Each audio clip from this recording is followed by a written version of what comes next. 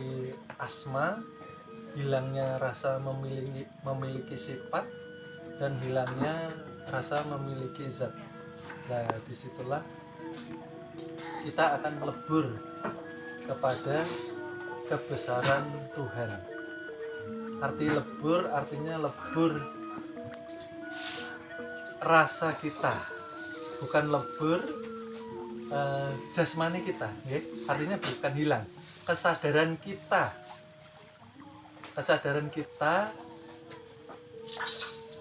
masuk di dalam kebesaran Tuhan. Disitulah baru tampak tajalli Tuhan melalui penglihatan batiniah kita. Paham ya?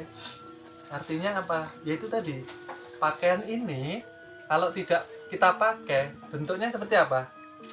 Tidak ada bentuknya, saya kira. Ya kah? Pakaian ini kalau dilepas, ditaruh, ada bentuknya, manusia tidak ada. Tapi ketika kita pakai baju ini, lalu dia bisa berja, betul ya? Arti pakaian itu tadi, ini untuk mendekatkan pemahaman. Selama ini kita harus terus tafakur dengan zikir, dengan sholatul daim, ya, supaya mendapatkan zauk atau rasa, ya. Paham ya? Karena sekali kita mendapatkan yang dikatakan rasa, zauk bersama dengan Tuhan, kita hadir hati menyaksikan keberadaan Tuhan melalui nur ilahi yang dikatakan tadi, wajah Tuhan tadi ya, zat atau nurullah. Nah, itu sekali keluar napas melebihi ibadah 1000 tahun. Pakai adab. Kita hidup di buminya Allah. Setiap hari makan makanan yang ditumbuhkan oleh Allah, minum dari air minum yang diturunkan Allah. Lah, setiap hari kita selalu menjadi musuhnya Kenapa dikatakan musuh? Selalu lupa, selalu kupur, selalu berbuat maksiat. Orang belajar makrifat itu untuk mengajari adab kepada Tuhannya, mengajari adab kepada Rasulnya. Oleh sebab itu kebanyakan umat Islam yang belajar agama tanpa didasari makrifat, kebanyakan beradab dengan manusia tapi tidak beradab dengan Tuhannya. Contohnya apa? Ketika di keramaian memakai baju alim, memakai sifat yang baik, tapi ketika sendirian brutal. Ketika sendirian seperti keluar dari kandang. Wah, nggak ada siapa-siapa, bebas maksiat. Wow, ini bebas. Nah, dimanapun engkau berada, engkau tidak akan bisa, ya, tidak akan bisa hilang dari pengawasan Tuhan. Kenapa? Lah, itu kan basornya Tuhan, sifat dari makanya nanti kalau di akhirat, kalau di hari hisab disiapkan layar katanya. Lah, itu karena mereview pandangan kita ya Allah, diajari ilmu mempanakan diri kepada sifatullah supaya amanah dijaga dengan hati. Ini bukan ngomong kosong. Oleh sebab itu puncak agama ialah adab, budi pekerti yang luhur. Setelah orang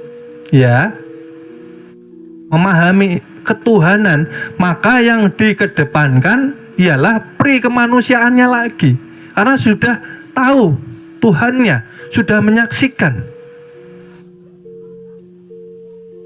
Tinggal kita menjadi rahmatan lil. Sebaik-baiknya manusia ialah yang paling berguna bagi manusia lah, bukan menjadi racun, bukan mencelakai saudaranya, bukan mengadu domba, bukan memfitnah, ya. Yang berguna bagi sesama, adab dikatakan paling tinggi karena sudah memahami hakikat ketuhanan yang ada di dalam setiap diri manusia. Siapa yang dikatakan zat, sifat, asma dan hakikat gerak, hakikat nama, hakikat sifat dan hakikat zat. Bukankah manusia hidup dengan sifat hayat daripada Tuhan itu sendiri? Ini yang menjadi dasar seluruh masalah manusia ini loh. Beradab di hadapan manusia, tapi ketika sendirian tidak beradab di hadapan Tuhan. Hadapan tadi, apa hadapan tadi? Kita menyaksikan wujud Tuhan ini loh. Bukan zahir ya. Ini bukan zahir ya. Paham gak? Bukan ini Tuhan, ini manusia, ini insan. Di sebalik diri insan manusia yang mendirikan ini loh, dikatakan wajahnya Allah. Paham gak? Bukan wajah ini loh ya, wujud. Bukan ya. Ya ini tadi kan dikatakan ya, yang dikatakan wajah itu wujud. Wujud itu zat hakikat nurnya tuh. Ada nggak di dalam diri manusia? Ada enggak? Kalau enggak ada berarti enggak ini wajah tuh wajah. Iya. Iftitah tiap hari dibaca tapi kita enggak merasa. Harusnya ya malu, ya. Tadi maka saya katakan, hidup kita di buminya Tuhan. Setiap hari makan dari rezeki Tuhan, minum dari rezeki Tuhan. Ya, diberi sehat dari Tuhan, tapi enggak pernah bersyukur. Ya pantas setiap hari banyak masa. Merasakan enggak sih? Kalau setiap hari kita ini kacau balau, orang kalau bersyukur tenang hatinya karena merasakan bersama Tuhan. Orang kalau sudah merasa bersama Tuhan tidak ada masalah. Ya, tidak mudah sedih, tidak mudah susah, tidak mudah menyalahkan orang. Ya. Kan dikatakan, ya, kalau sudah engkau fana kesadaranmu kepada siapa? Kepada Zatullah, maka yang keluar daripada kita ini sifat-sifatnya paham kah? Nah, selama ini seperti apa gitu loh. Belajar ilmu ma'rifat kan menumbuhkan adab. Ya, oleh sebab itu tadi saya katakan mudah melihat orang itu kedalaman agama dari adab, akhlak, budi, pekerti. Mustahil adabnya baik kepada Tuhan tanpa mengenal Tuhan.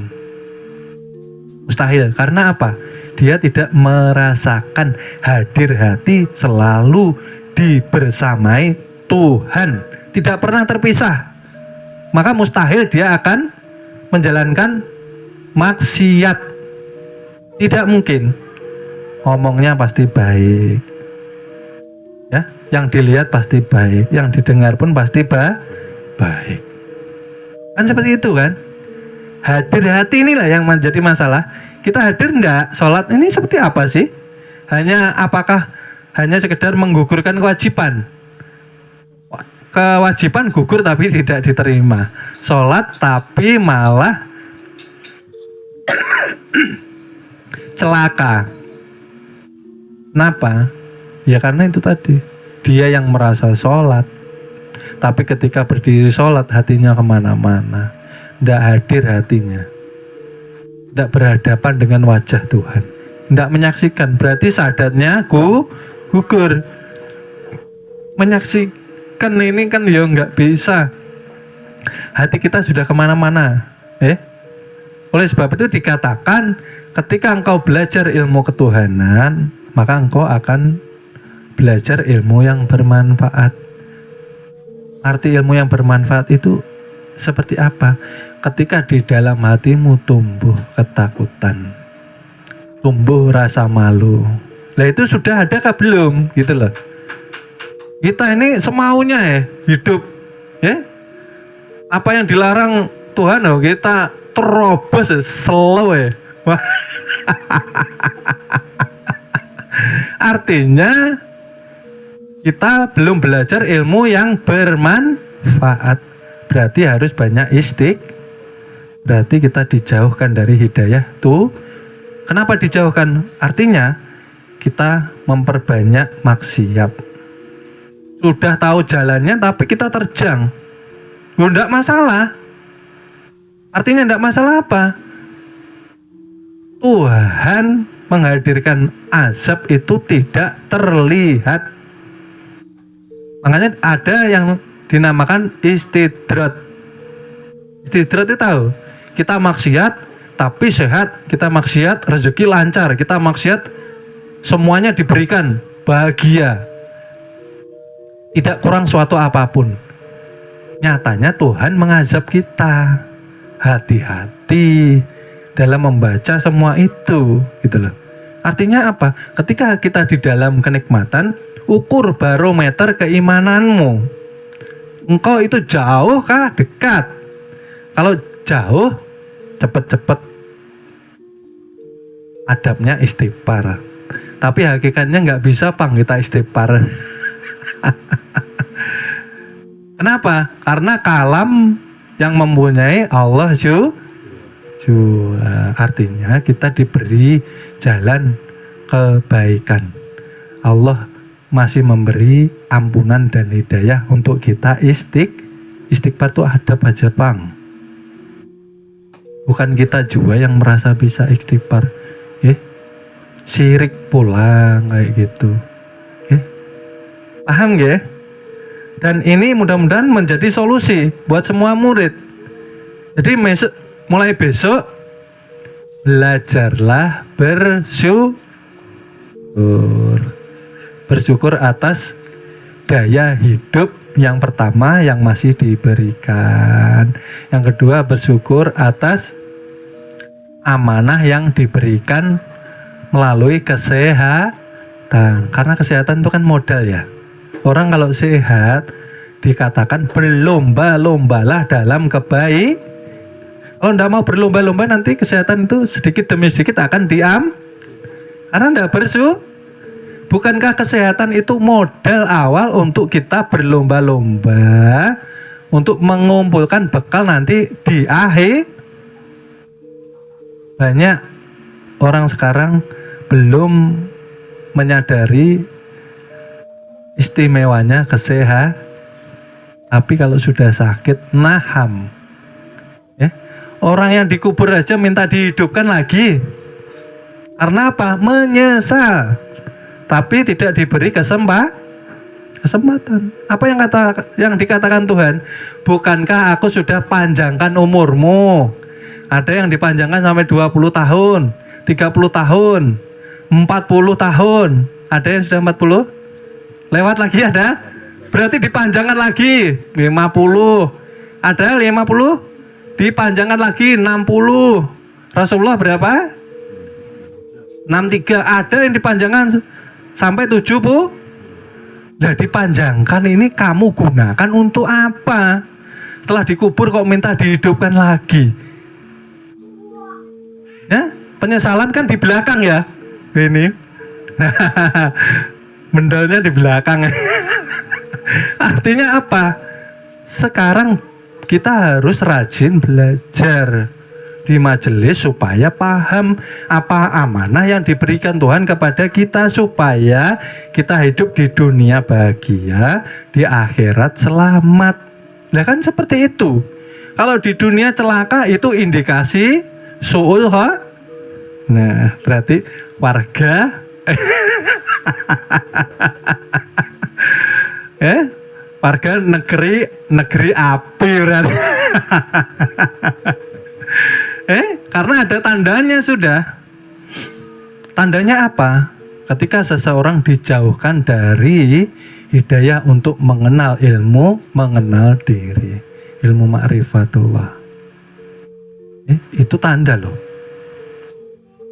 karena bukan termasuk umatku, kata junjungan Nabi besar kita Nabi Muhammad Shallallahu Alaihi Wasallam, bukan termasuk umatku ketika mereka tidak mengetahui hakikat Muhammad yang ada di dalam diriku juga.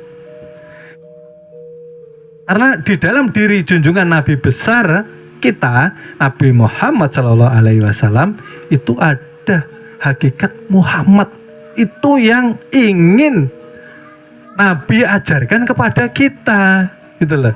Oleh sebab itu sebelum di Isra Mi'rajkan, Rasulullah tuh mengajarkan kepada keluarga dan sahabat-sahabatnya ilmu untuk mengenal diri dulu, mengenal Tuhan dulu. Artinya yang diajarkan apa? Ilmu makrifat dulu. Baru syariat.